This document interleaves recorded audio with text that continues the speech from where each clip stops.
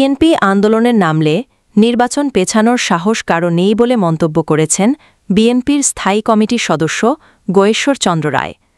শনিবার দক্ষিণ কেরানীগঞ্জের চুনকুটিয়া বালিকা উচ্চ বিদ্যালয় মাঠে আয়োজিত সমাবেশে প্রধান অতিথির বক্তব্যে তিনি এই কথা বলেন।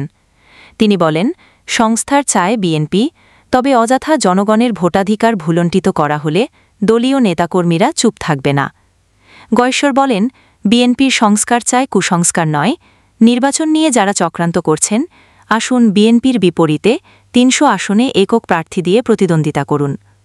বিএনপির সিনিয়র এ নেতা বলেন, নির্বাচন নিয়ে ষড়যন্ত্র করে লাভ নেই। বিএনপি যদি মাঠে নামে, তবে নির্বাচন পেছনের সাহস কারণেই।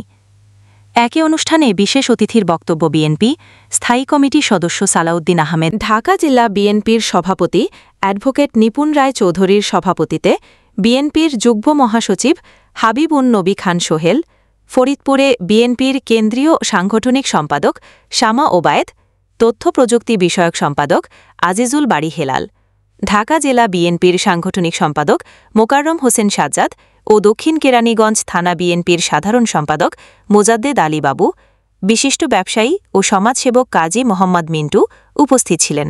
রিপোর্ট করেন চিফ রিপোর্টার শেখ আলী আব্বাস ও স্টাফ রিপোর্টার হাজি মাসুদ মিয়া। যদি সম্মান না রাখতে পারেন,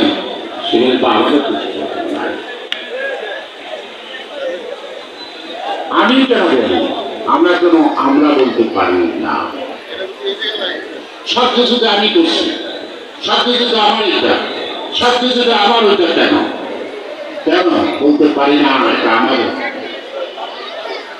আমাদের সমস্যা, আমাদের সমাধান আমাদেরকেই করতে হবে।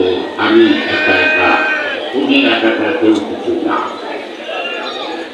আজকে যারা আমরা ছাত্র আন্দোলন করছি, ৬২ সাল থেকে মাত্র ৬৩ বছর রাজনীতি এই আন্দোলনের মাথায় আছে।